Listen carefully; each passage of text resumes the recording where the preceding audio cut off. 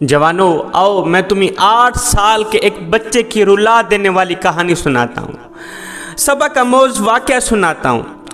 8 سال کا ایک بچہ تھا۔ ایک دن اس نے ماں کو اتنا تنگ کیا، اتنا ذلیل کیا کہ ماں خفا ہو کر، ناراض ہو کر، روٹھ کر بیٹے کو تھپڑ مار کے دھکے دے کر گھر سے باہر نکال دیا کہ تو نافرمان بنتا جا رہا ہے، میری باتیں نہیں مانتا ہے، میرا کہا نہیں مانتا، میری نافرمانی کرتا ہے، جس کا کھاتا ہے اس کا گیت کیوں نہیں گاتا، اس کی نافرمانی کرتا ہے، تجھ سے بہتر تو وہی کمیانوں کا گدھا نکلا۔ اگر مالک کھوتے کو چارہ نہ ڈالے تو کھوتا پورا دن باہر سے چر کر آتا ہے، شام کو نوکری مالک کی کرتا ہے۔ او بدبخت، تو کھاتا بھی میرا ہے، نافرمانی بھی میری ہی کرتا ہے۔ یہ کہہ کر کہ میری نظروں سے اوجھل ہو جا، میری نگاہوں سے دور ہو جا، دفع ہو جا، آج کے بعد میری نظروں کے سامنے نہیں آنا، یہ کہہ کر 8 سال کے بچے کو دھکے دے کر ماں نے گھر سے باہر نکال دی، اندر سے کنڈی لگا لی۔ بیٹا جب دروازے سے باہر نکلا، روتا ہوا بچہ جب دروازے سے باہر نکلا تو روتا ہوا، کچھ سوچتا ہوا اس نے ایک گلی کی طرف رخ کیا۔ روتا جا رہا ہے، آنکھیں مسلتا جا رہا ہے، آنسو پونچھتا جا رہا ہے، کچھ سوچتا جا رہا ہے۔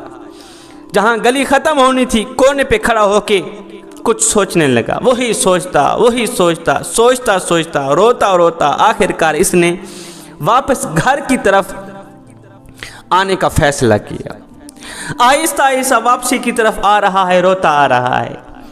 جب اس نے گھر کی دہلیز پر قدم رکھا، دروازہ بند تھا، گیٹ بند تھا، گیٹ کے ساتھ ٹیک لگا کر بیٹھ گیا، تھکا ہوا تھا، کافی دیر کا رو رہا تھا۔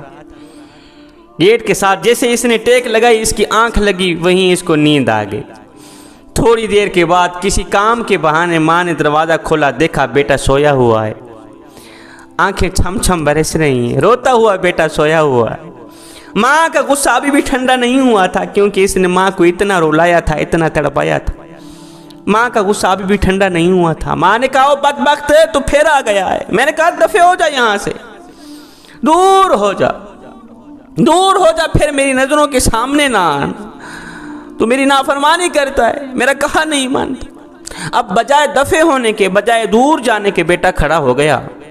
ماں کے سامنے کھڑے ہو کر 8 سالہ بچے نے کہا، ماں جب تو نے مجھے دھکے دے کر گھر سے باہر نکالا تو میں یہ سوچتا نکلا کہ میں آپ سے کہیں دور چلا جاؤں گا، میں بازار میں بھیک مانگ لوں گا، کھانے کے لیے مجھے کچھ نہ کچھ مل جائے گا، میں کسی کے جوتے پالش کروں گا، مجھے پیسے بھی مل جائیں گے، میں کسی کے گھر کے برتن دھویا کروں گا، کسی کے گھر کی صفائی کروں گا، مجھے رہنے کے لیے جگہ بھی مل جائے گی، میں محنت مزدوری کروں گا، میں ڈیوٹی کروں گا، میں دن رات کماؤں گا، مجھے پیسہ بھی مل جائے گا۔ ماں یہ سوچتا واپس آ گیا۔ میں نے واپسی کا راستہ اختیار کیا، واپسی کا فیصلہ کیا کہ میں بازار میں بھیک مانگوں گا، مجھے روٹی بھی مل جائے گی، میں کسی کے گھر کی صفائی ستھرائی کروں گا، مجھے رہنے کے لیے مکان بھی مل جائے گا، میں کسی کے جوتے صاف کروں گا، جوتے پالش کروں گا، مجھے پیسے بھی مل جائیں گے۔ ماں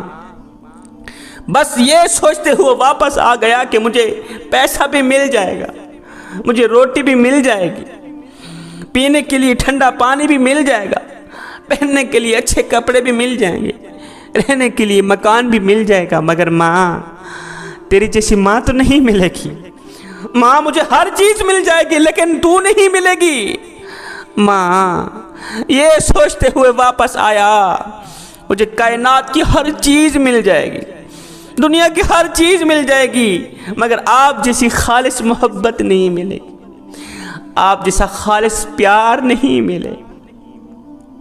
بس یہ سوچتے ہوئے میں نے واپسی کا فیصلہ کیا۔ ہائے، ماں نے بیٹے کو سینے سے لگایا، کہا بیٹے میں کون ہوتی ہوں تجھ سے ناراض ہونے والی، میں تجھ پہ راضی ہوں، تو میری نافرمانی نہ کیا کر۔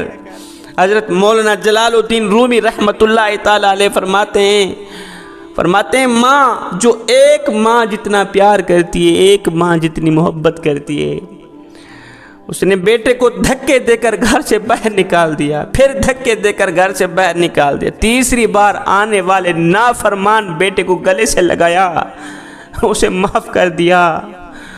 دانو تمہارا کریم رب تو تم سے 70 ماؤں سے بھی زیادہ محبت کرنے والا، 70 ماؤں سے بھی زیادہ پیار کرنے والا۔ اس ماں نے تو بیٹے کو دھکے دے کر گھر سے باہر نکال دیا، تیرا کریم رب تجھے دھکے دے کر مسجد سے باہر نہیں نکالے گا، اپنے گھر سے باہر نہیں نکالے گا۔ تو جتنا گنہگار ہے، جتنا بدکار ہے، جتنا سیاکار ہے، ایک بار تو میری کریم رب کی چوکھٹ پہ جا کر تو دیکھ، ایک بار اپنا دامن پھیلا کر تو دیکھ۔ میرا اللہ فرماتا ہے میرے بندے، میری رحمت تو تیرے بڑھ چڑھ کے انتظار میں، میری رحمت تیرے بڑھ چڑھ کے انتظار کر رہے، تیرے استقبال کے لیے کھڑی ہے۔ ایک بار تو میری چوکھٹ پہ آ کر تو دیکھ، اے بخشش کی حد نہ کر دو مجھے رب العالمین بھی نہ کہنا، بخشش کی انتہا نہ کر دو مجھے رب العالمین بھی نہ کہنا۔